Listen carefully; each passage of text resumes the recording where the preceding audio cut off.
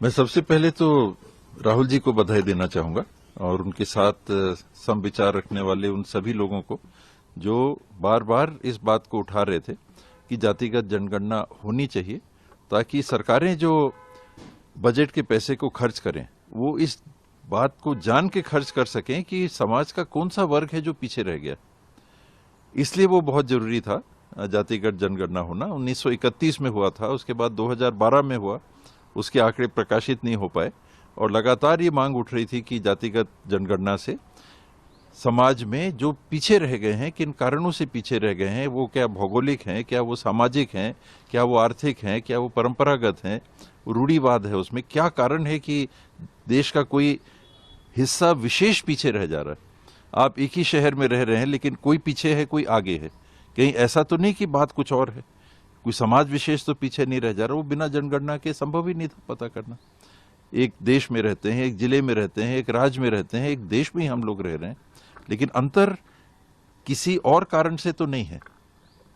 तो इसलिए जातिगत जनगणना और मुझे संतोष है इस बात का कि अंततः न्याय की जीत हुई। राहुल जी ने न्याय यात्रा के दूसरे चरण में इस बात को विशेष रूप से उठाया था जब वो मणिपुर से मुंबई तक उन्होंने न्याय यात्रा निकाली थी और मैं समझता हूं कि देश को इस निर्णय के बाद सही परिणाम मिलेंगे।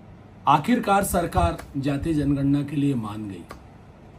सबसे पहले तो श्री राहुल गांधी जी की जिंदाबाद, जिनके सबसे अधिक प्रयास से, इंडिया गठबंधन नेताओं के साथ से, कांग्रेस पार्टी के अथक परिश्रम से सरकार घुटनों पर आई है और जातीय जनगणना के लिए राजी हुई है। अब जितने पिछड़े हैं, जितने आदिवासी हैं, जितने दलित हैं, जितने वंचित हैं, जितने समाज में पिछड़े लोग हैं, अब उनकी गणना होगी, साथ में उनके संसाधनों की भी गणना होगी और इसके साथ साथ देश के अडानी के संसाधनों की भी गणना होगी। पता चलेगा किसके पास क्या है।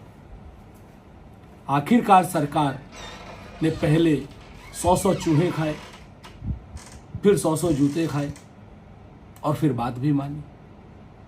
अब तक क्यों नहीं मानी थी भारतीय जनता पार्टी? या भारतीय जनता पार्टी के प्रवक्ताओं को जवाब देना होगा और बड़ा दिलचस्प होगा ये देखना कि भारतीय जनता पार्टी के प्रवक्ता 1 घंटे पहले तक जातीय जनगणना के विरोध में थे, अब समर्थन में क्या बोलते हैं। देश के लिए, देश की नब्ज के लिए, देश की नब्ज, स्वस्थ नब्ज के लिए जातीय जनगणना बहुत आवश्यक है, जैसे राहुल गांधी जी ने कहा।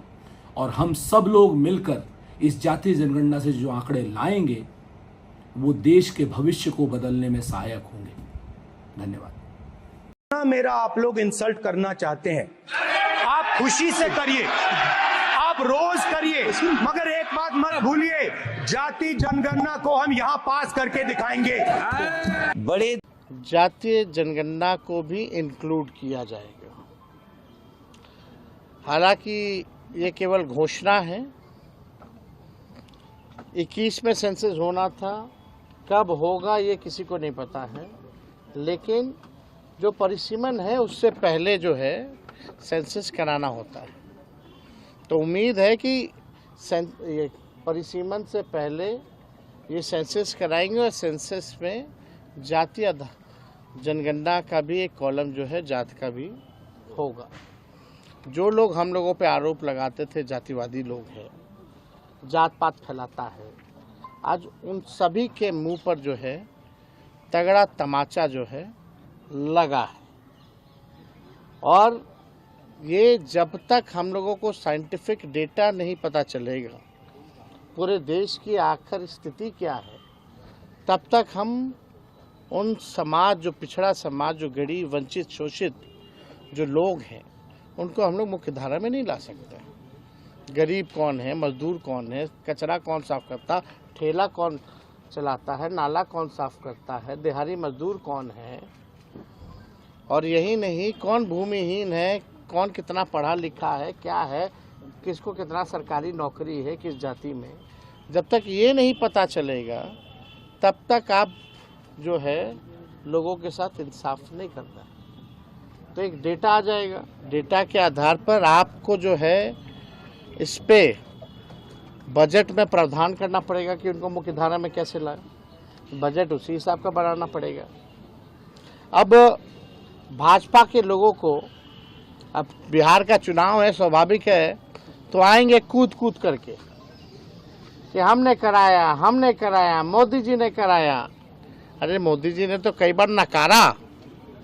लड़ाई तो असली लालू जी ने, हमारे पुरखों ने, समाजवादियों ने लड़ने का काम किया है। और भाजपा के लोगों को, एनडीए के लोगों को हम आज थोड़ा क्रोनोलॉजी जो है और इतिहास जो है वो बताना चाहते हैं, इसलिए आप सब लोगों को यहाँ बुलाया गया। 1996 में देवगौड़ा जी के कैबिनेट में ये निर्णय हुआ था कि 2001 का जो सेंसस होगा उसमें जातीय जनगणना जो है कराया जाए। और लालू जी उस समय जनता दल के राष्ट्रीय अध्यक्ष रहे और ये हम लोगों के दल के, हम लोगों के नेता की 96 से ही लगातार जो है मांग थी। कोई माने ना माने, ये इंडियन एक्सप्रेस का ये कटिंग भी है हमारे पास। जब देवगौड़ा ने ये फैसला लिया था, इसमें लिखा the proposal for a caste based census, a move recently opposed by the Home Ministry, had been on top of the agenda of the 1996 United Front government. तो ये तो तब से ही हम लोगों की थी। और 2001 में कौन प्रधानमंत्री थे, किसकी सरकार थी? तो हम लोगों, बीजेपी की सरकार थी, अटल जी प्रधानमंत्री थे। तो जो हम लोगों का जो कैबिनेट जो डिसीजन था जनता दल का, आपका यूनाइटेड फ्रंट गवर्नमेंट 1996 का, उसको भाजपा की सरकार ने नहीं माना।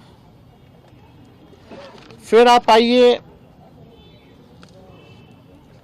देखिएगा, 26 जुलाई 2015 को लालू जी ने राजभवन मार्च भी किया था। और लगातार 2016 से हम लोग 17 हो, 18 हो, 19 हो, लगातार जो है जाति आधारित गणना की जो है मांग हम लोगों ने की। ये उस समय लालू जी का भी ट्वीट है 2015 का, ये भी पढ़ते, मोदी यूएन जाकर मेरे खिलाफ पिटीशन दे, लेकिन मैं गरीबों की लड़ाई लड़ते लड़ते आरक्षण बढ़वाकर जातीय जनगणना के आंकड़े प्रकाशित करवाकर ही दम लूंगा। ये 29 सितंबर 2015 का उनका ट्वीट है। और इससे पहले भी आप लोग सब लोग जानते हैं कि यूपीए की सरकार ने 2011 में जो है, हम लोगों ने 2010 में लगातार मांग की थी, जिसमें मुलायम सिंह जी भी थे, शरद जी भी थे। तो उस समय जो है ये हुआ था। हालांकि जब बीजेपी की सरकार आई, Arun Jaitley ji finance minister press conference करके कह दिए जब रिलीज करने का मौका है तो डेटा करप्ट है। उस समय भी भाजपा के लोग नहीं चाहते थे। आप सब लोगों को पता है कि कई बार बिहार विधानसभा से हमारे ही प्रस्ताव को पारित किया गया। जब हम लोग विपक्ष में थे, जातीय जनगणना का प्रस्ताव दोनों सदनों से पास किया गया, 18 में भी, 19 में भी, 20 में भी, 3 बार।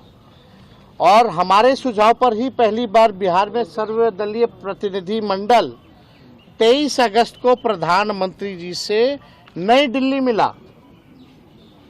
मुख्यमंत्री जी भी थे साथ में। मेरा ही 2 प्रस्ताव था कि सब लोग चलिए प्रधानमंत्री जी से मिले। जब इन लोगों ने केंद्र पार्लियामेंट में केंद्र मंत्री ने मना कर दिया था कि जातीय जनगणना नहीं कराएंगे, तब हम लोग प्रस्ताव रखे थे, तब हम लोग सब लोग को लेकर के गए थे दिल्ली। और उससे पहले 3 बार तो हम लोग दोनों हाउसों में, लेजिस्लेटिव असेंबली में भी और लेजिस्लेटिव काउंसिल में भी, हम लोगों ने 3 बार सर्वदलीय प्रस्ताव जो है पारित किए करके भेजा था।